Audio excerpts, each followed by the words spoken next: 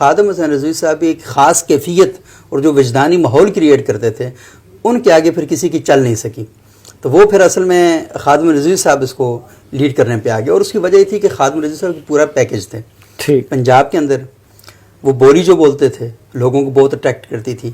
زبان وہ عوامی زبان استعمال کرتے تھے, کوئی علمی زبان وہ استعمال نہیں کرتے تھے جو آصف اشرف جلالی صاحب استعمال کرتے تھے نا. بڑی مسجع اور مقفع قسم کی اردو بولتے تھے, بڑی نوری نستعلیق فونٹ کے اندر اپنے وجود کو بھی لوگوں کے سامنے لے کر جاتے تھے. وہ نہیں, بالکل سادہ. آپ کو پتہ جب ان کی کنٹینر پر ویل چیئر ان کی اٹھا کے لائی جاتی تھی تو لوگوں کی آنکھوں میں آنسو آ جاتے تھے.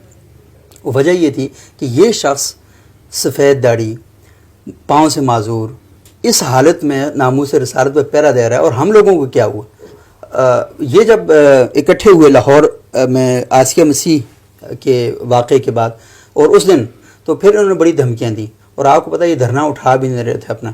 اور پھر اس وقت ان کے جو بعد میں ڈی جی آئی بنے جنرل فیض صاحب, ان کے ساتھ جو ملاقات ہوئی, اور اس ملاقات میں آپ کو پتہ ہے کہ باہر آ کر پیر افضل قادری صاحب نے کہا کہ ہمیں یہ کہا گیا تھا کہ تمہاری تکہ بوٹی کر دیں گے اور تمہارے ساتھ یہ کر دیں گے وہ کر دیں گے, اس طرح کی باتیں بھی ہوئیں.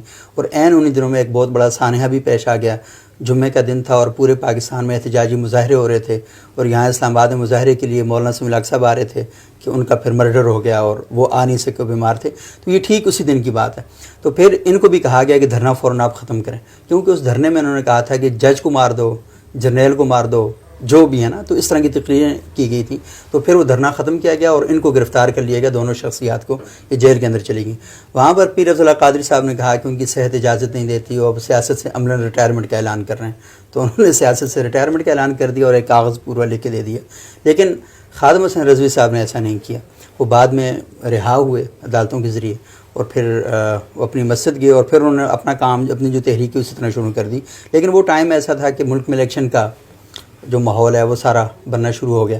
تو پھر انہوں نے انتخابات میں حصہ لیا.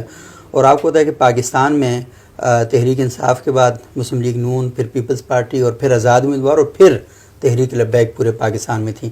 22 لاکھ غالباً کوئی 80,000 کے قریب. لیکن پنجاب میں تو اس کی پوزیشن اس سے بھی بہتر تھی. جی ہاں.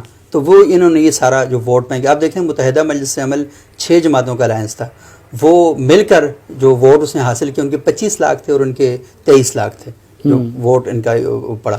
اور پھر سندھ سے 2 سیٹیں انہوں نے نکال لی ہیں, سو کل 3 سیٹیں ان کے پاس ہیں.